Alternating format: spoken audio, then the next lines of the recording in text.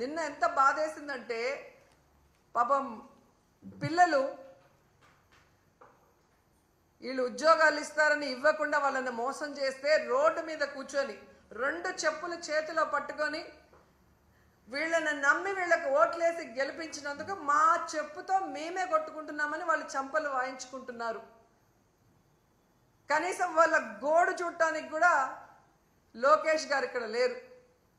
దుబాయ్లో Pakistan India cricket cooling గ్లాసులు వేసుకొని కలర్ఫుల్గా చూస్తున్నాడు. అంటే వీళ్ళకి ప్రజలంటే గౌరవం లేదు, ప్రజలంటే అభిమానం లేదు. రైతులైనా విద్యార్థులైనా మహిళలైనా ఎవరినైనా అవలీలగా మోసం చేసేస్తాం, ఎవడు మమ్మల్ని అడగడు అన్న విధంగా ముందుకు వెళ్తున్నారు. వీళ్ళకి ఒక్కటే సూటిగా చెప్తున్నాను, నిజంగా మీకు దమ్ము ధైర్యం ఉంటే మీరు ప్రజలకి మంచి చేస్తున్నాం, మా మీద ఊరికే దుమ్మెత్తి పోస్తున్నారు అని నిరూపించుకోవాలనుకుంటే జగనన్నకి ప్రతిపక్ష హోదా ఇచ్చి చూడండి. జగనన్న అసెంబ్లీకి వస్తారు. గత ప్రభుత్వంలో జగనన్న ఏం హామీలు ఇచ్చారు, ఏం నెరవేర్చారు, ఈ రాష్ట్రాన్ని ఎలా అభివృద్ధి వైపుకు నడిపించారు, ఈరోజు మీరు ఎన్నికల్లో ఏం హామీ ఇచ్చారు, ఈ 9 నెలల కాలంలో 1,00,000 కోట్లకు పైగా ఎలా అప్పులు చేసి రాష్ట్రాన్ని అప్పుల్లో ముంచేస్తూ ప్రజలకి ఒక్క హామీని కూడా నెరవేర్చకుండా ఇంకా అప్పులు కావాలని ఎలా ప్రయత్నాలు చేస్తున్నారు, ప్రజల్ని ఎట్లా మోసం చేస్తున్నారు అనేది ప్రజలకు తెలిసేలాగా మాట్లాడతారు. లేదు మేము జగన్ని రానివ్వము అంటే మేము ప్రజల మధ్యకు వెళ్ళి ప్రజలతో కలిసి పోరాటం చేసి మీ అవినీతిని మీ తప్పుల్ని ఎండగట్టి మీ మెడలు వంచి ప్రజలతోనే మిమ్మల్ని తరిమి కొట్టిస్తామని కూడా ఈ సందర్భంగా తెలియజేసుకుంటున్నాం.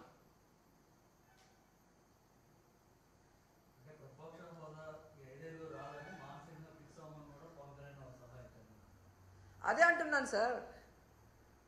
ఇప్పుడు జగన్ గారికి 11 సీట్లే ఉన్నాయి అని హేళన చేసే వాళ్ళకి జగన్ అసెంబ్లీకి వస్తే ప్రతిపక్ష హోదాలో కూర్చుంటే మీకు పోయేదేముంది?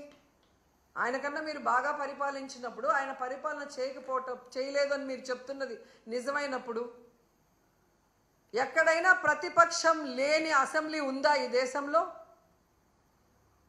ఒక్క ఆంధ్రప్రదేశ్లోనే. గతంలో జగనన్న అనుకునింటే చంద్రబాబు నాయుడు ప్రతిపక్ష హోదా లేకుండా చేసుండొచ్చు. కానీ ప్రజాస్వామ్యాన్ని గౌరవించే వ్యక్తిగా జగనన్న ఆ రోజు చంద్రబాబు నాయుడిని ప్రతిపక్ష హోదాతో కంటిన్యూ చేశారు. వీళ్ళు చేసే నీతిమాలిన రాజకీయాలు ఆ రోజు చేసుంటే ఆయనకు ప్రతిపక్ష హోదా ఉండేది కాదు. ఎందుకంటే ఏ రాష్ట్రంలో అయినా ఒక ప్రతిపక్ష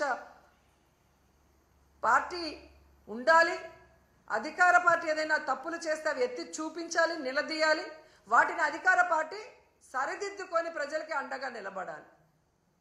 దీనికే అసెంబ్లీ అనేది ఉంది. అంతేగాని ప్రజల్ని మోసం చేస్తాం, మాకు నచ్చినట్లు మేము ఈ రాష్ట్రాన్ని అప్పుల పాలు చేస్తాం, మా మీద ఎవరు మాట్లాడినా వాళ్ళని అరెస్ట్ చేసి దొంగ కేసులు పెట్టి లోపల పెడతామంటే ఎక్కువ రోజులు అవి జరగవు. ఎందుకంటే మీరు ఒకే విషయం చూడండి, మిర్చి రైతులు నష్టపోతున్నారు మద్దతు ధర లేక. ఎవరు వెళ్ళారండి అక్కడికి? జగన్మోహన్ రెడ్డి గారు వెళ్ళారు. జగనన్న వెళ్ళి నిలదీసిన తర్వాతే ప్రభుత్వం కదిలింది. ప్రభుత్వానికి బాధ్యత లేదా? వాళ్ళకు మద్దతు ధర ఇవ్వాలి, పెట్టుబడి సాయం చేయాలి అన్న ఇంగిత జ్ఞానం చంద్రబాబు నాయుడికి పవన్ కళ్యాణ్కి లేదా నేను అడుగుతున్నాను.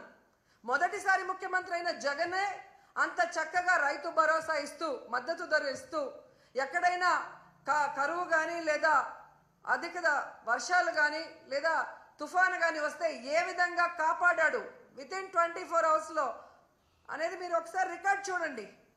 మరి మొదటిసారి ముఖ్యమంత్రి అయిన జగనన్న చేయగలిగినప్పుడు 4వసారి ముఖ్యమంత్రి అయిన నీకు 30 ఇయర్స్ ఇండస్ట్రీ 40 ఇయర్స్ అని గొప్పలు చెప్పుకునే చంద్రబాబు నాయుడు ఎందుకు చేయలేకపోతున్నాడు?